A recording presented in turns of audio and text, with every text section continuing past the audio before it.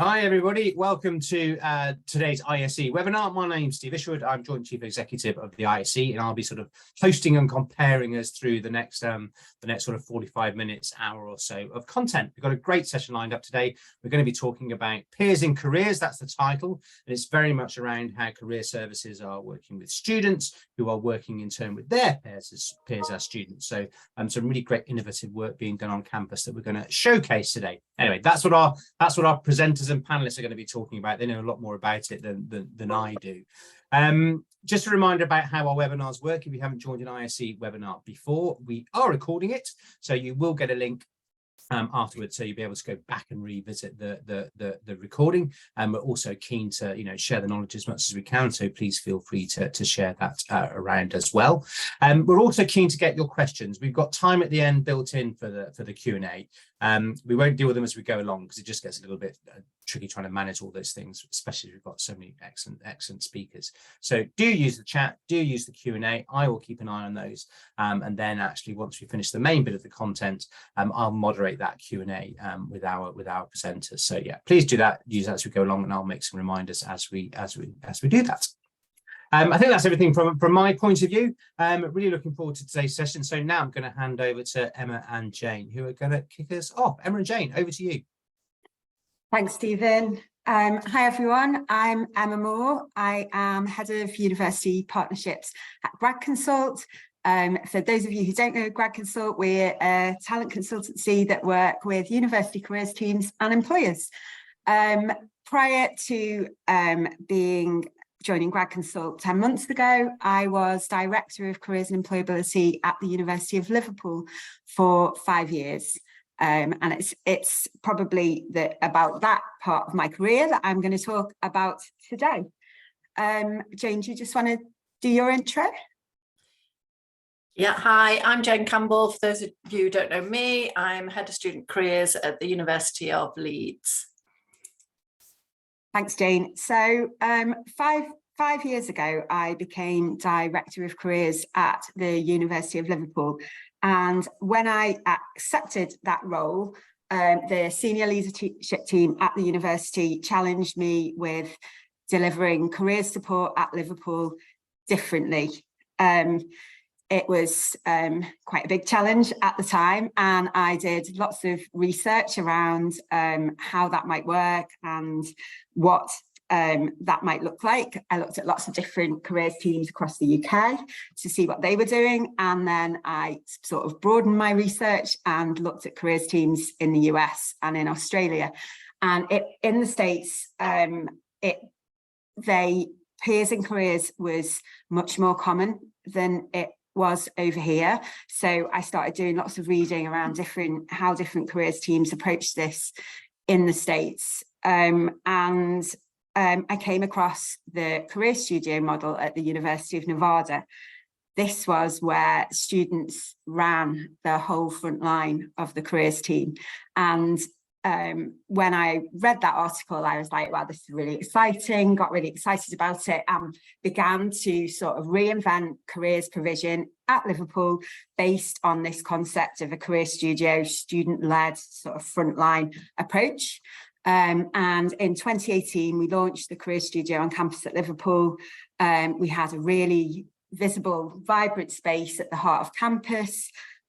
We employed 20 well, we called them career coaches. They all had staff contracts with us. They were all paid. They worked about 10 hours a week each, and they deliver the whole frontline careers support at Liverpool. So how that works is the Career Studio is open 10 till 5 on campus, and the career coaches staff that.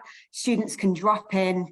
They don't need appointments. They can drop in anytime and have a chat with a career coach to sort of talk about any aspect of their career thinking. We used a concept called co-exploration. So it meant that our career coaches didn't need to be experts in anything. They would co-explore with the students. And then students would go away and be be tasked with one action to sort of move their career journey on. So it was all about short interactions and taking small steps to move on their career journey.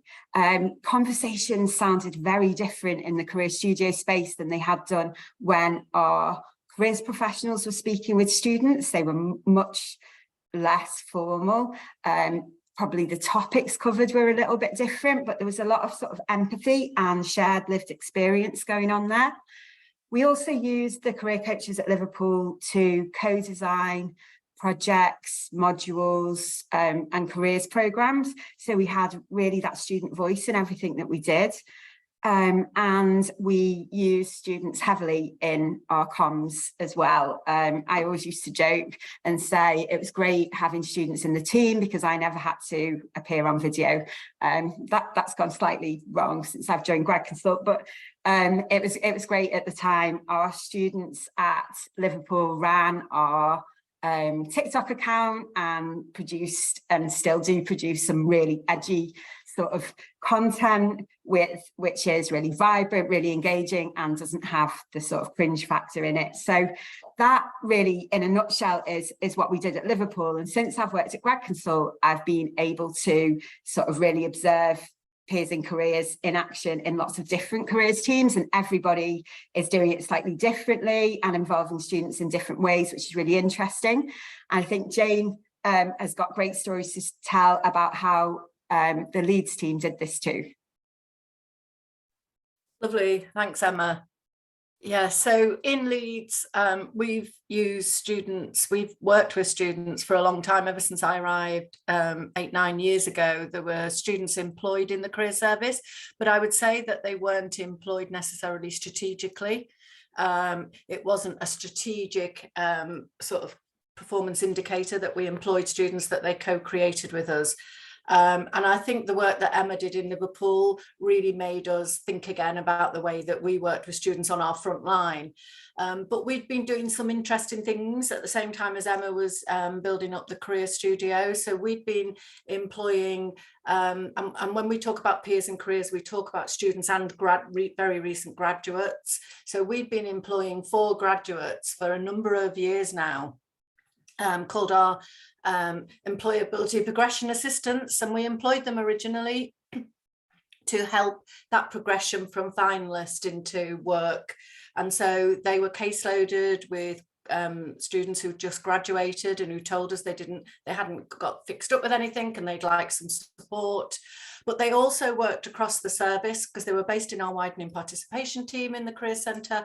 And so they did projects, they did research for us, and they really started to change the way we worked in careers.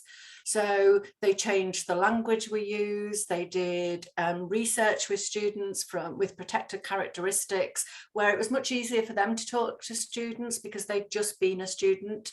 And they brought back lots of feedback to us. They started to change our service. And colleagues saw them and still do see those posts as colleagues. They're employed by us. And you're going to hear from one of our employability progression assistants, Eamon, later on the panel, who is now employed by us in careers, which is a fantastic thing for us in careers, to have that sort of talent that we've been able to nurture through that journey. We also have peer support assistants who run our careers centre, like the career studio that Emma talked about. And like many universities, we employ placement year students in our employer team, in our comms team. We've got across our service probably 8 or 10 at any one time, placement students or short internship students. And in the University of Leeds, we also have a project where we can employ students for 15 up to 150 out, up to 15 weeks to do small projects for us. And that's been absolutely a game changer.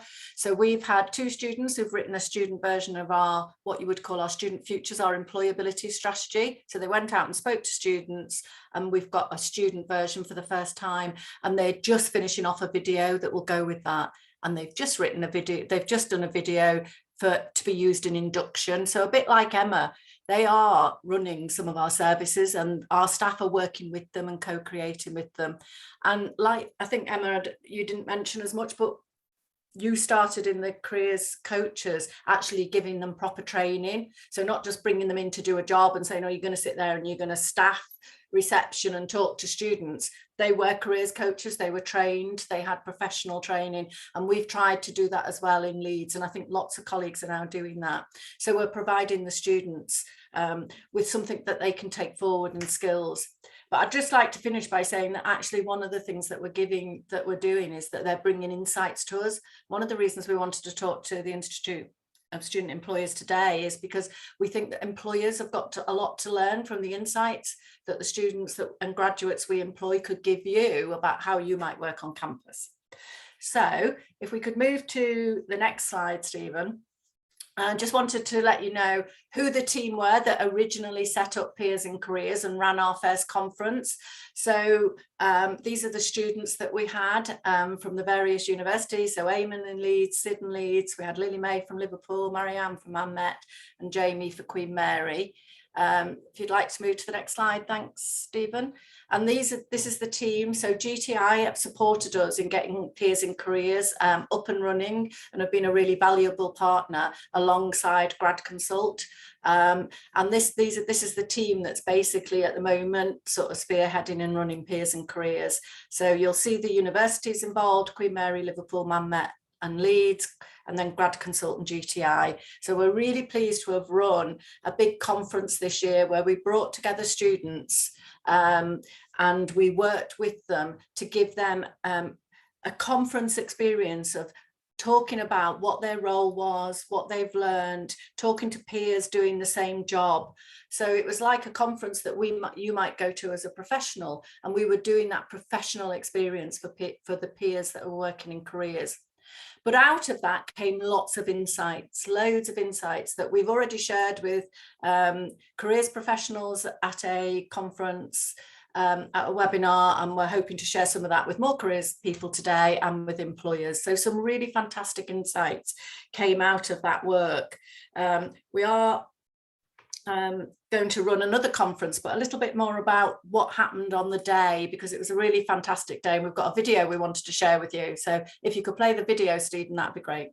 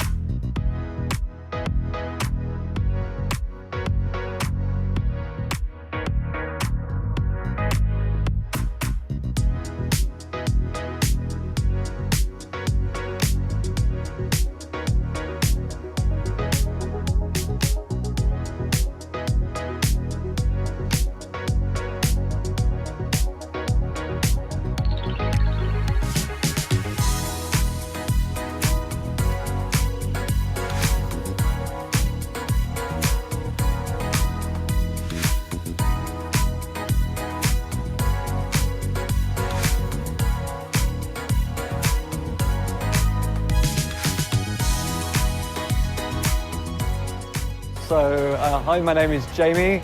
I am a student ambassador for Queen Mary University of London. I'm in my final year and I represent careers, so sort of do front of house things for the career service. I also do things like these events. In terms of the structure of the day, we started off with a brief introduction by myself and a few of the other student planning group. We then went into a couple of talks. We did a workshop where we discussed different sort of student-facing kind of issues and things like that. We then had another quick-fire session with a couple of panelists about their current jobs. So in terms of what the people I've spoken to have been like, they've all been super friendly, but also from really diverse backgrounds, loads of different places. It's great seeing so many people from so many different universities because all the teams bring something new to the table. It's been a really cool experience. I'm Emma Moore. I'm Head of University Partnerships at Gradconsult. We're super excited to be partnering with this event today with GTI. For us, it's really important for the sector that this group of careers professionals, so student careers professionals, are given development opportunities. They're an amazing talent pipeline for our sector. The students I've spoken to so far are so engaged. They just blow my mind. They're super engaged, they're super knowledgeable about what they do, they have amazing ideas. Peers and Careers is my absolute passion, so being here with lots of students has just been brilliant.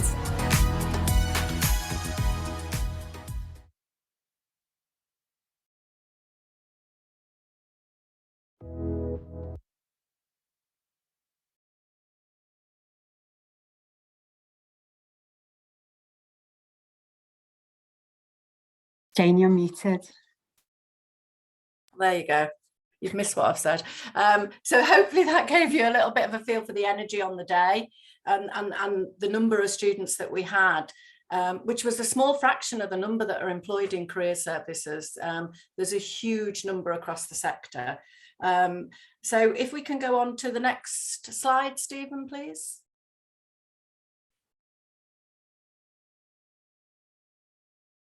Sorry, Jane, I thought we're going over to Bethany now. Oh, are you going to do the other slides at the end? Okay. Yes, that's right. Yeah, I was going to do this at the end where we do the, okay. the next bit. Lovely. Okay, so I'm going to hand over to Stephen now. Who's going to tell you a little bit more about the research that we did on this. So Bethany's just shared her slides now. So Bethany, do you want to pick up on your piece with the Cibyl research that was a part of this project? Yes, good afternoon, everyone. So I'm going to take you through the Cibyl graduate research in the UK. My name is Bethany, I'm the marketing executive at Cibyl, and Cibyl are a leading market research consultancy in the UK and Ireland, and we kind of solely focus on students and the student voice. What do they want out of their careers? What are their careers aspirations? And what are they planning to do after graduation? And what are they using to arrive there? So we were able to survey around 66k students and graduates in all the universities across the nation. Today I'm going to focus on student engagement, and hopefully that'll be a good starting point to the next section of the day. So what do students expect from graduate employers? So from our research, we know that 76% of students are actually planning to enter the labour market as soon as they graduate, and they start researching careers as young as as early as they enter first year. So what students are prioritising mainly is careers progression, having interesting work, and a friendly culture. This year, we have noticed that salary expectations have actually increased by about 15% due to the cost of living crisis. But high starting salaries are not a top priority for students. They're considering other factors.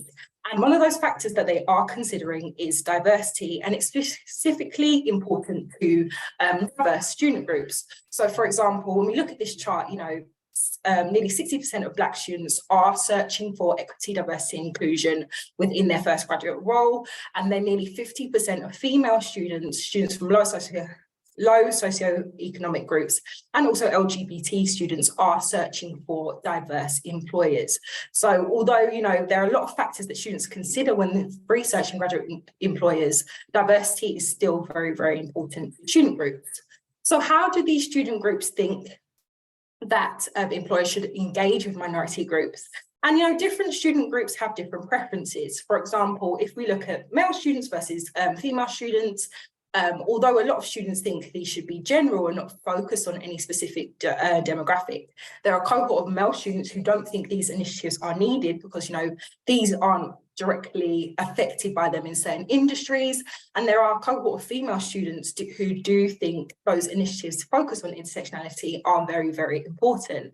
As well as Black heritage students, they're more likely to lean towards diversity initiatives that are focused for specific minorities, and also those from low socioeconomic backgrounds. So as I mentioned, different student groups have different preferences.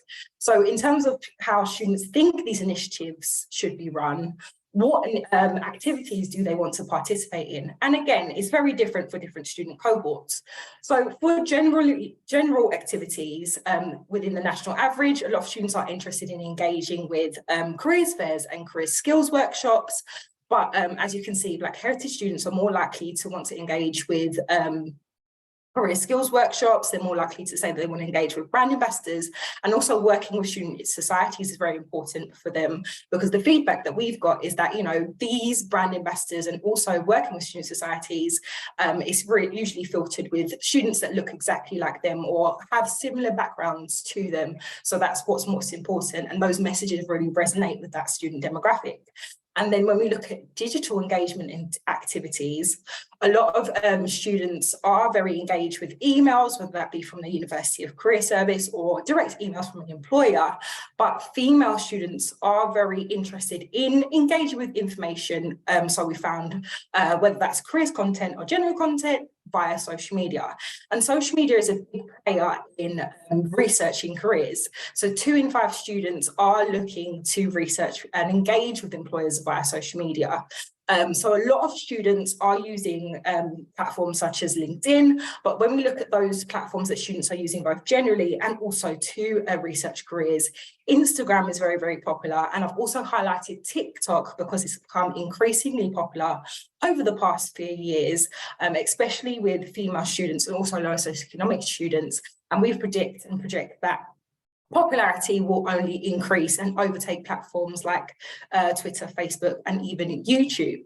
So what content do students want to see on these social media platforms? So when we've kind of aggregated those open text comments that we got back from the research, a lot of students are interested in job openings, hearing more about employers, the working conditions, and employee testimonials, whether they still work there or they don't work there.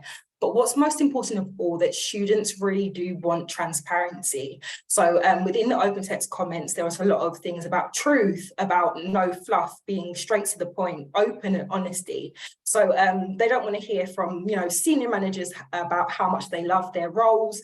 They want to hear from students like them or people who've been in their similar positions. They want to hear, you know, things within the role are challenging, but that's what makes it worthwhile to be in that position. So students are really interested in hearing the truth, hearing genuine experiences, and kind of not the fake engagement posts like mentioned in one of the open text comments. Yeah, so that is just a quick snippet of the research from me. And hopefully that is a good starting point, as I mentioned, to the panel that is going to be discussed right now. So yeah, thank you. And back to you all.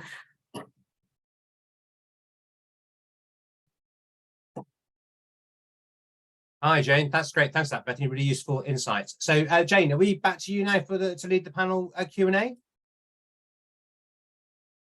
Yeah, back to me and Emma. Thanks, Stephen. Yeah. Do you want the slides back on as well? I think it might be better just to be able to see everyone's faces on the panel for this. Okay, guys, over to you. Just let me know if you want to put the slides back on a bit later. Brilliant, thank you. So we are joined now by our brilliant student panel. So we have Morgan, Joe, Emma and Jamie. And we have lots of questions to ask them to sort of really dig into their experience as working as peers in careers. So we'll start off. Can I ask you all to just briefly introduce yourself and talk about and just say what the title is of your role within careers? If we can start with Emma. That's fine. So my name's Emma. I started off at the University of Leeds as an employability and progression assistant, as Jane said. So this was actually when I started working as part of the student organising group for the Peers in Careers conference. And while I was working on the student organising group, I then moved on to a new role, a more permanent position with the University of Leeds as a placement project officer, still keeping that widening participation focus in my role. Thanks, Emma. And Morgan? Hi, I'm Morgan. I'm from the University of Stirling, and I am the careers coordinator within the career service. So I do a student-facing role, so I help with events, oversee communications, and just pretty much support the team as a whole. Thanks, Morgan. And Joe? Hi everyone, I'm Joe. I work for Manchester Met, the careers department. Been there since August. I started as the enterprise project intern, where you try to encourage students who want to start their own business or go freelance, encourage them and facilitate some workshops and things. I've now worked for Jobs for Students, and we try and get students paid work experience on campus. Yeah. Thanks, Joe. And Jamie. Hi everyone, my name is Jamie. I am a final year student just finishing now at Queen Mary University of London. I work as a careers brand ambassador. I've done that since September. It's basically just helping to increase the visibility of the careers team on campus, and getting information from students and finding out what they want from the career service and from employers. Thanks, Jamie. Great, we've got some really good experiences then on the panel. Thank you very much. We were just wondering why you applied to work in a careers team. What was it that sort of made you think when you saw those roles that you wanted to apply? And I might start a bit a different way around. I might start with you this time, Jamie, if that's okay. Yeah, of course, no problem.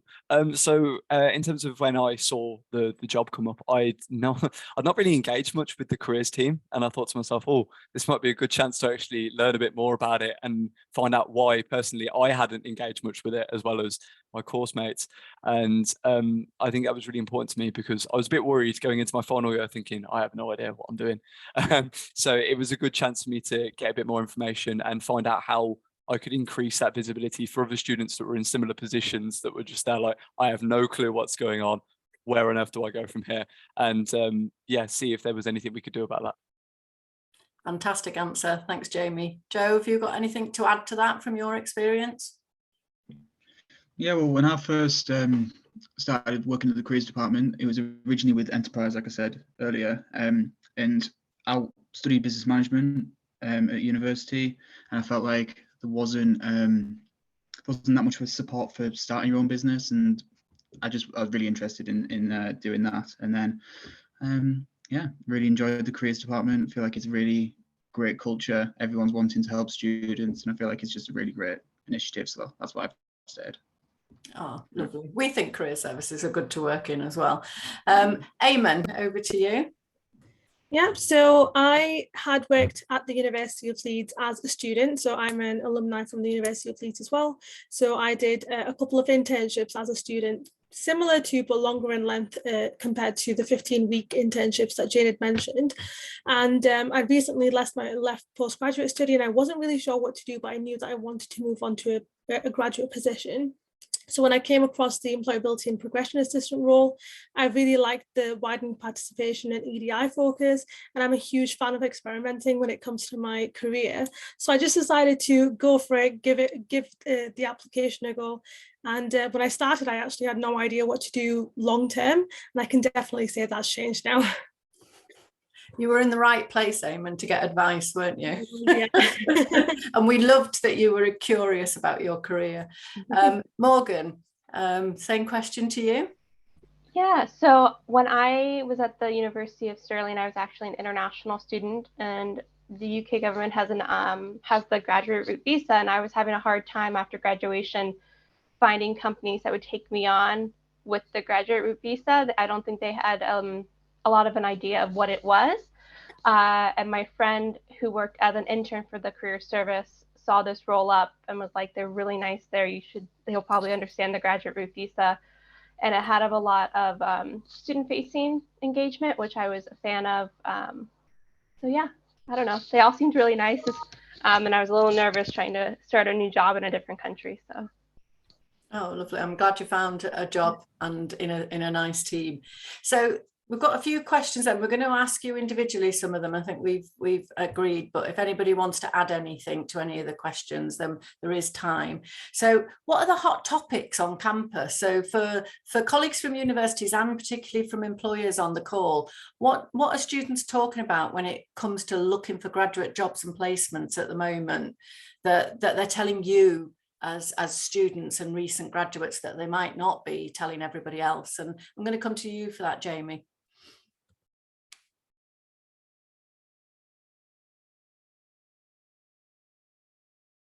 I think we might have lost Jamie. Sorry, really sorry, my internet connection cut out. What was the question? So sorry. It was the hot topics question, Jamie. Oh, What yes, are of course, students sorry. talking about? Yeah. Yeah. So in terms of what students are talking about on the ground, as I actually work sort of alongside a lot of students on the day-to-day in my final year as well, I get a bit of insight from fellow course mates. There are a few hot topics, and in terms of one of the things I've had from quite a few people, and also was touched on actually a surprising lot in the Peers and Careers conference that we did, was this idea that they want employers who are authentic. I didn't really understand what on earth my mates were on about when they mentioned this to me, and then I started asking other students like, oh, what do you look for in a company? And authenticity came up time and time again.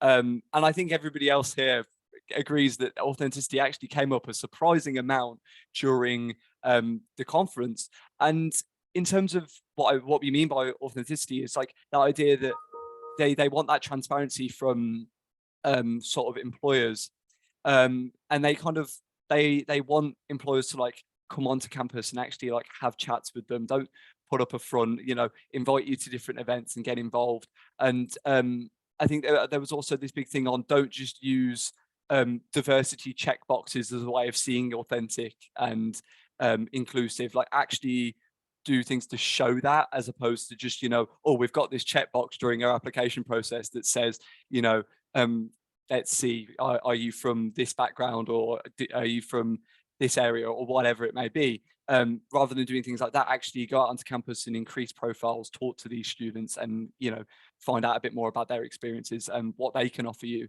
as well as what you can offer them. Great answer there, Jamie. That was good. And then can I ask you a question? How can employers on the call, how can they work with students to raise awareness of their opportunities and their brand? Yeah, sure. So we've got, of course, like the traditional routes of attending careers fairs, making sure that you have a presence and you're there for in-person events. Alongside that, I know universities are moving more towards employer workshops and employer skills sessions as well, which is a great way to get students engaged with your brand and with your organisation, because not only will they realise that you're big on personal development and supporting student and graduate success, they'll also learn your name, learn your faces, and hopefully build a professional network to tap into in the future as well. So a campus presence is a huge thing, and that doesn't just have to be in person, it can also be virtually. So for instance, engaging with social media and communications teams from career services. So as an example, the University of Leeds Career Service Instagram page is, dare I say, one of the best out there. And we have a huge student following, and a lot of our students have fed back to us that they love employers taking over our Instagram for a day in the life, working at whatever company you're from, and just to talk more about what roles and jobs and company culture is like at whatever organisation you're from as well. I know it's a huge conversation now to embed into the curriculum, so if you can get into any kind of compulsory workshops and compulsory programs for degrees, that's a really great way to just make sure that students can't avoid you and will learn about you.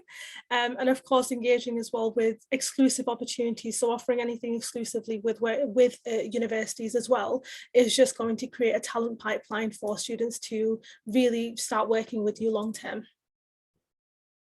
Thanks, Emin. Has anyone got anything to add, specifically around how could employers engage with you as a student working in a careers team?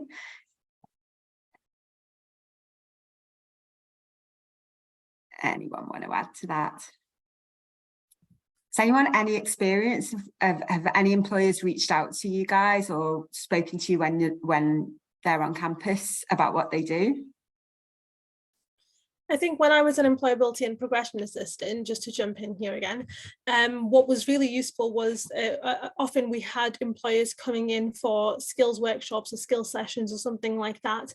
And there were times when I was chairing and facilitating those sessions, similar to how I am now. Well, similar to how you are now, and I'm the panelist, so reverse positions there. Alternatively, just for me to go along and support those sessions. So if you are holding any workshops or in-person events, then specifically requesting from the university that you're engaging with if you can have student ambassadors, if you can have student representatives there, and tapping into their experience of being a student or a recent graduate, and drawing on that to really bring them into the session, and taking their experience into account would be really useful. And also just seeing if there's any opportunities to, I guess, consult with students as you're designing events to really, from the beginning, co-create like universities are starting to do more of. Because if you're working with the audience that you're trying to serve, you're just going to have a greater impact. Fabulous answer. And then I think it's a really key point from this session for employers. If you are visiting campuses, do try and seek out these students working there, because they are either going to be on the front line talking to students directly or running the social campaigns. So they are great sort of friends to make on campus and great ambassadors for your brands as well. And I would add to that, Emma, that sometimes you might not know that the person you're speaking to is a student or a grad working for the service. So we have two placement year students every year working in our employer engagement team, and they might be the members of the team that are actually talking to you. So I think it is worth asking sort of the employer engagement teams if they can tell you who their students are and placement year students are that they can engage with, because they are just members of our team. So they will be ringing employers in our employer engagement team. They will be doing things. Eamon, I know you organise things, and I'm sure Jamie and the others have. So it might be that you've already spoken to them and you just didn't realise sometimes, because they're so great. They just appear to be, you know, they do their job. So yeah, I think definitely seeking out and asking who they are as well, and it might surprise you, you might have already been speaking to some of them. Okay, should we go on to the next question then? So we were just wondering how universities can support your roles to help you better support employers, and we might have touched on this a little bit in the answer to that question, but Morgan, we just wondered whether you've got any ideas on that. Yeah, this one was one that I'd really think about, because my department's really good about supporting us already. But I definitely think events like Peers and Careers has really helped me, as I didn't really have much careers experience, and I came from the US, where I think, as Emma said, peers in careers is very normal. My undergrad, I just saw them everywhere. I just didn't really second guess it, I guess.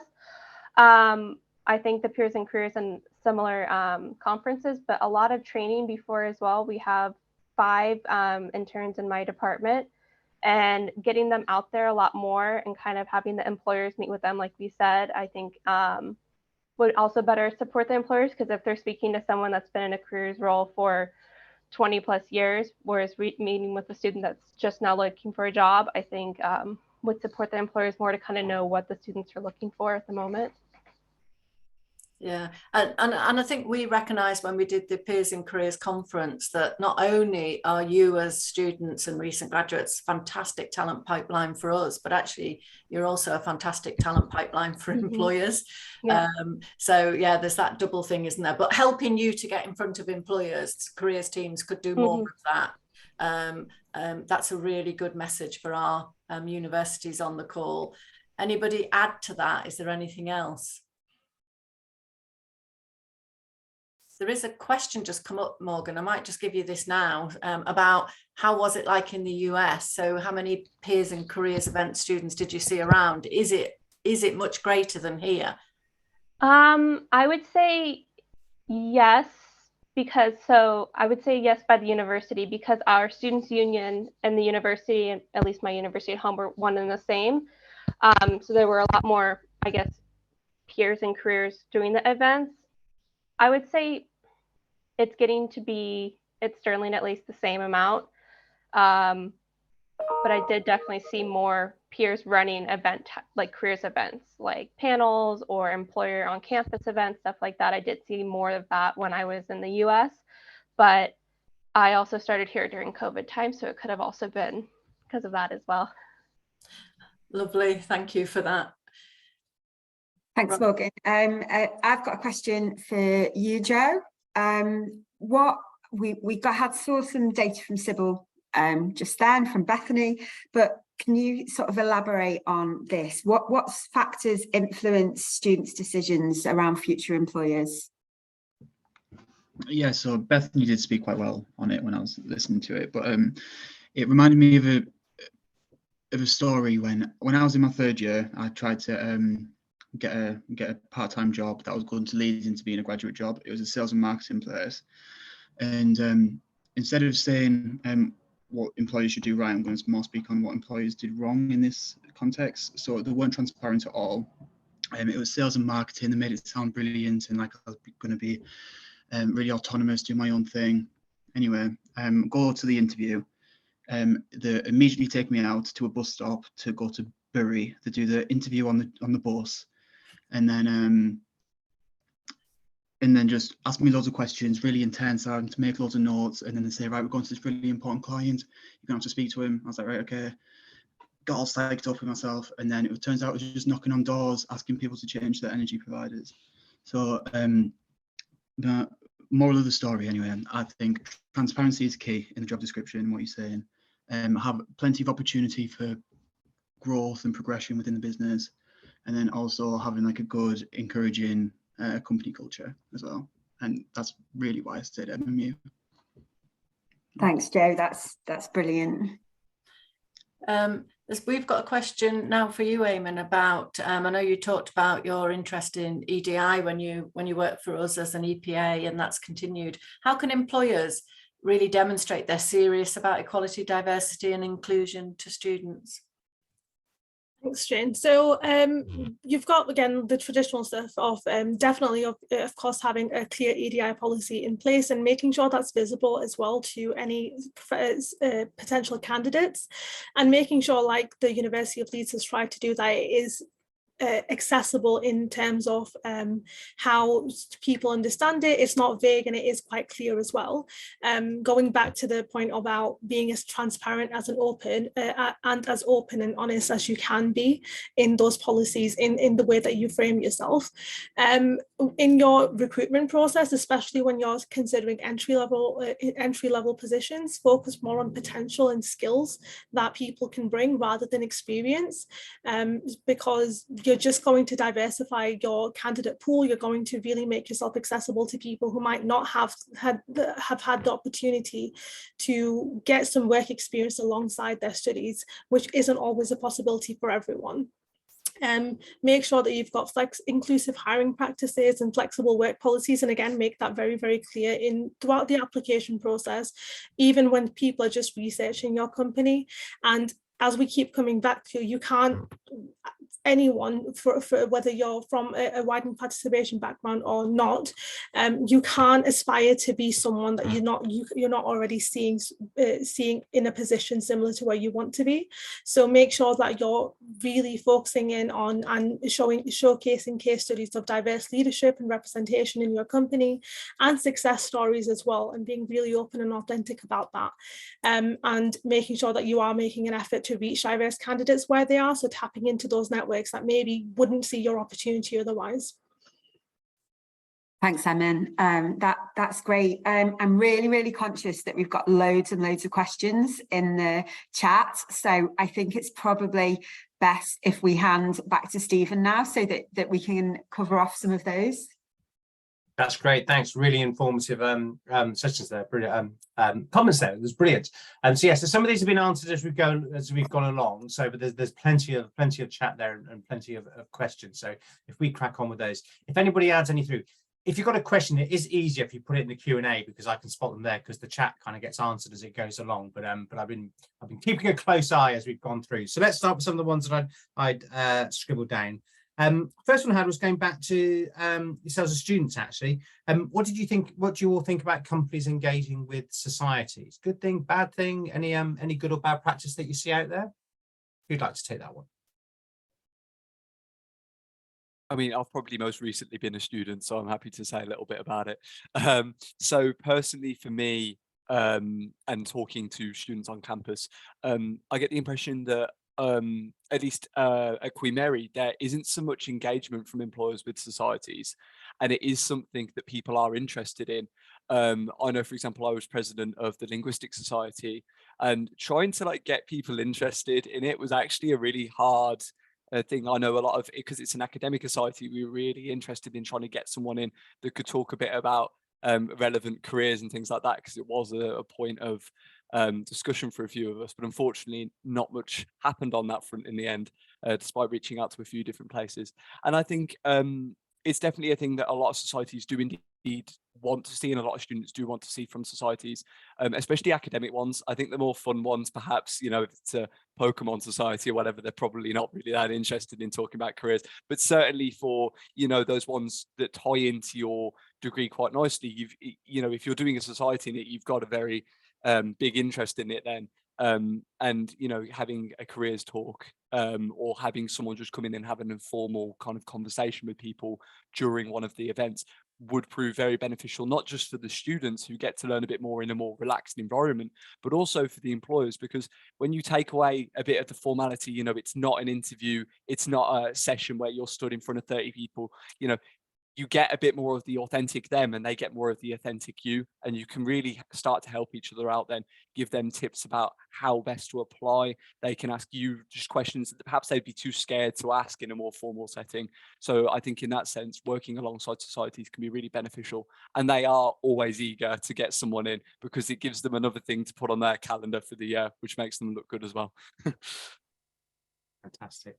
Emma and Jane, I've got some questions here. I'm going to merge a couple of questions into one, really. So a few people are asking about just a bit more insights into the training involved, about how you train people. And also aligned to that was a question around quality and consistency. So I wonder if you could align those two, really, a bit more detail on the training involved in training people up, but then actually ensuring that ongoing consistency as the programme rolls out. Yeah, I'm happy to start on this one. At Liverpool, training was an absolute essential part of what we were doing. All students, they went through a full recruitment process, and then the training, they had a 2-week intense training programme where they were 9 to 5 every day.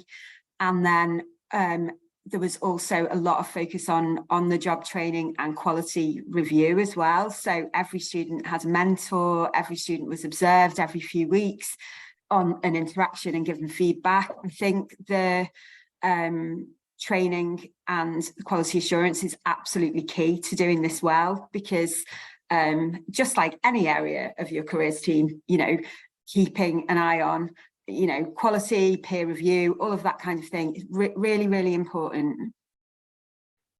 Yeah, I would agree with that, Emma. We have slightly different training depending on the role. So all students get induction, they'll get the same induction that a staff member would get, because they're a staff member in the times where they're in our building working with us. So there is induction, there's access to all the university training.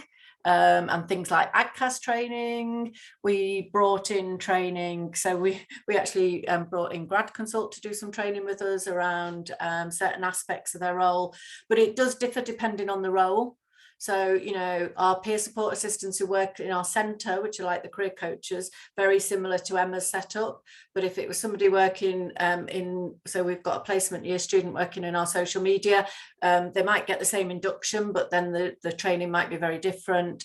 And I think the training, Eamon, that you got was very much about your role as an employability progression assistant, getting to know all the people in the university who could help, and thinking about your own individual needs. So I think you're right. I think we're still learning in Leeds about the training, and every year we seem to be improving that and improving the onboarding, etc., of our students.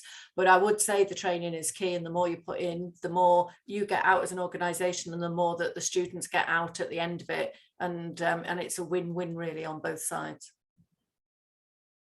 Anything from the students in terms of actually what training you found particularly valuable? What were the real sort of eye openers, or anything that actually you'd want a bit more training on in the future? Or if you recommend it to somebody else sort of doing it, following on behind you? I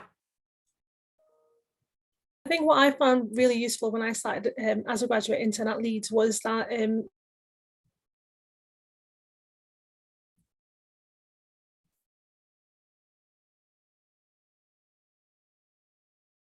That's a shame. Froze just as we were getting to the the juicy bits. Anybody else got any thoughts? While I wait for Eamon, maybe for a connection to catch up. I didn't receive much specific training from careers because at our university we're still setting up kind of our careers student ambassadors team. So I was actually a central ambassador for the university first before then going off and working for careers. So we did a lot of like generic just training in terms of like how to communicate efficiently and things like that, but never anything specifically to do with careers. So I kind of had this like 3 or 4 hour crash course when I first started careers, where we basically just went, there were 3 of us in total, and we just went in with a couple of the careers team at Queen Mary, and they just sat us down and went, right, this is what you're doing, this is what careers is, and these are our key messages and your sort of like the key things you're going to know for your role. And then it ended up being, because we kind of were learning as we went and we weren't sure what we actually needed to know as the role evolved, we kind of received more training on the go, and we're definitely now kind of bringing that all together now to create a better training approach for the next cohort, because obviously for us it was all very new and we weren't really sure what we needed to know. So we've kind of been creating a bit of a list of things that actually this would have been really helpful to know from the get-go. We found this specific session really helpful, but it would be great if we could have that at the start as opposed to 3 months down the line, things like that. So I think because Peers and Careers is still, you know, relatively new, and some universities haven't even had a chance to, you know, even take that on yet. You can kind of see that some of it is kind of, you make it up as you go along and you learn off of other providers. I think Peers and Careers, the conference itself for me, was a massive eye-opener in terms of, okay, wow, some universities have got this figured out so well. So it's certainly worth, you know, taking an account of the different approaches that different universities have, seeing how you can adapt that to create a more successful sort of student group in your career service. Brilliant, thank you. I mean, you're back on now by the looks of it. So, you were just about to say what you found most useful, and then it went silent. So, well, I'm happy to continue. So I was saying, yeah, please. That it was great to have a foundation to work from. So we received training from AGCAS, or I believe it was Gradconsult. So for 2 days, everyone who was starting at a similar time was just in one room, so all of the students and grads, and it gave us a really strong foundation to work from. And then from there, we kind of just branched out with our own teams and received specific training related to our role. And I found that approach worked really well, because we got a sense of the context and the institution that we work within, but then also specifically related to what that means for our role, and that's really what I would recommend doing, or at least a version of that for future employers, I guess. Thanks. So I had a question on measurement, actually. I guess this is following on from the quality piece. So Jane and Emma, have you got any evidence yet in terms of actually to say this has been a successful approach, or is it still a little bit too new, a bit early? So for us, I still say us about Liverpool. I am moving away from that and dropping that habit. But at Liverpool, we're 5 years in now. So after the first couple of years, we did do a HEXU-funded research study on the Peers and Careers sort of concept, which I can share the link afterwards, or if anyone wants to connect with me on LinkedIn, I can share the link to that report.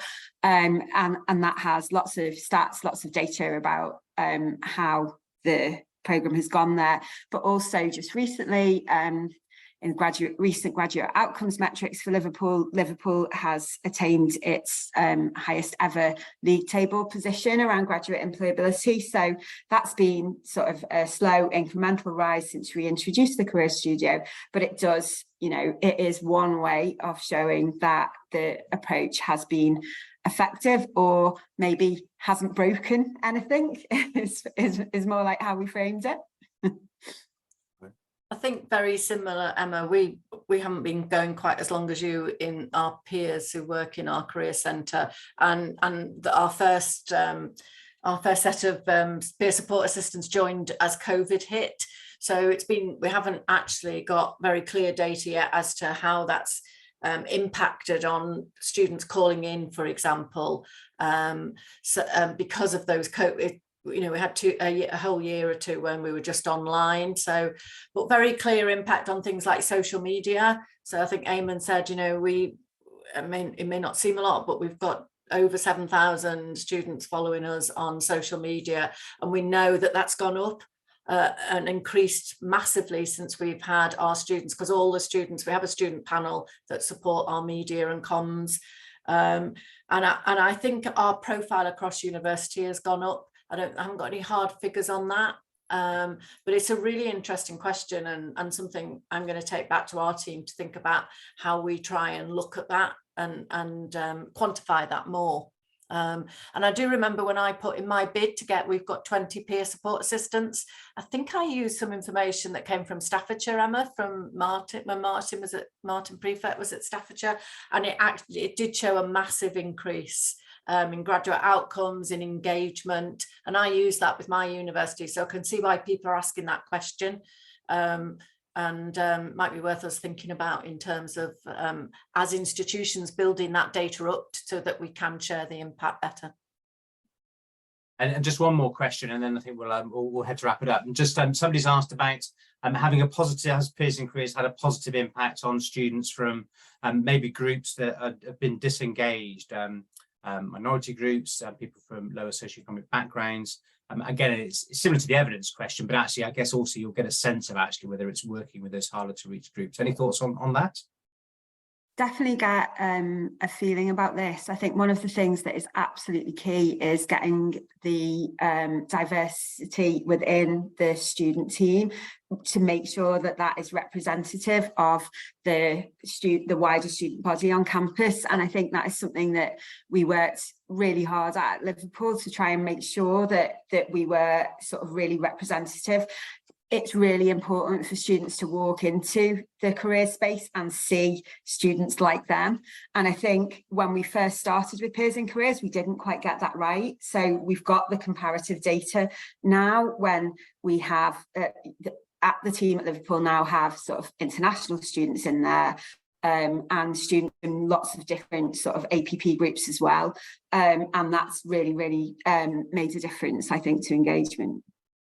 I would agree, Emma, and we also have PGRs in our postgraduate research peer support assistant, and the work that they've done over the last year to promote with employers the value of postgraduate researchers as potential future talent, and being able to engage those PGR students who wouldn't normally have come to us, wouldn't have seen us necessarily as a service.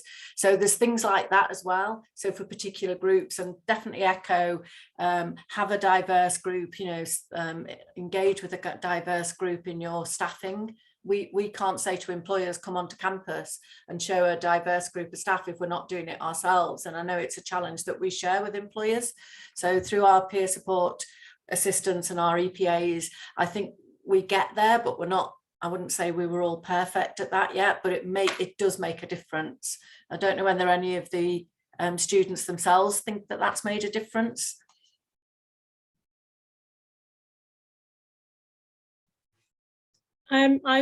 It's definitely made a difference. I mean, having a group of, for example, 4 employability and progression assistants just dedicated to supporting students from widening participation backgrounds has really increased our resource in terms of the support that we can provide to those student groups.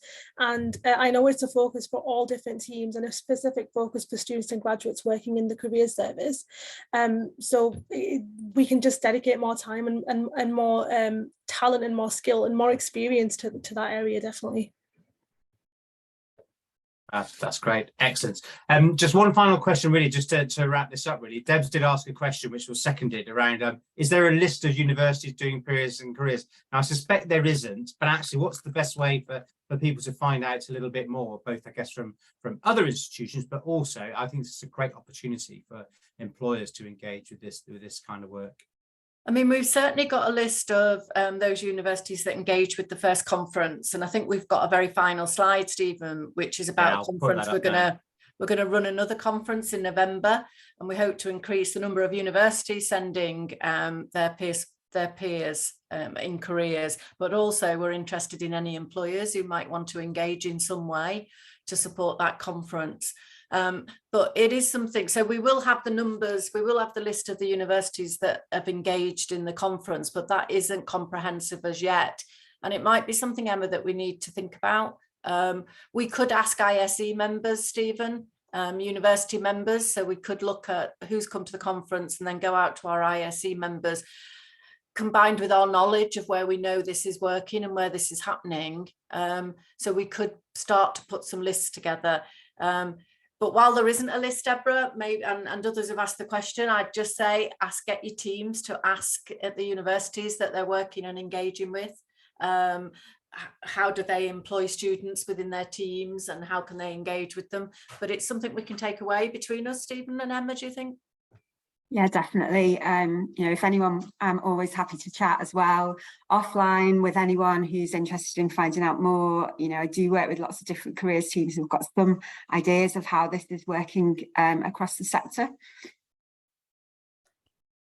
That's great. Fantastic. I think that's a great note to end it on. So it's good to see there's interest in taking this forward. It's been really interesting following this as a progression of a piece of work from I know when you were doing some groundbreaking work, Emma, back at Liverpool. I know what it's like when you change jobs. You keep thinking that I almost answered the phone in lockdown, B&Q. I went to B&Q and I was in sixth form. Anyway, I divert. That was a really great session. Thank you very much. That was great. And I can just tell by the number of people, we had well over 100 people on this and very active chats and Q&A.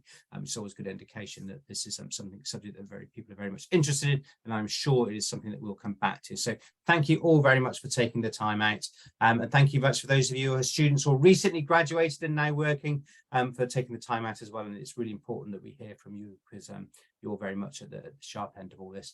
And thanks, Bethany, for sharing the GTI Cibyl data as well. So as I said at the start, we have recorded this and we will send it out. We will send it out with slides, so you'll be able to revisit anything that you think you missed, but also be able to share it around. And also go back to the if you go into the ISE website, that's where we have links to this webinar and all the previous webinars and also the upcoming webinar, so you can always get all that information there as well. So thank you all very much. Hope it's not raining too much when you are. It's still a bit grey outside my window, so but hope it's a bit clearer where you are. See you all soon. Thank you very much. Thank you. Bye. Bye. Thank you.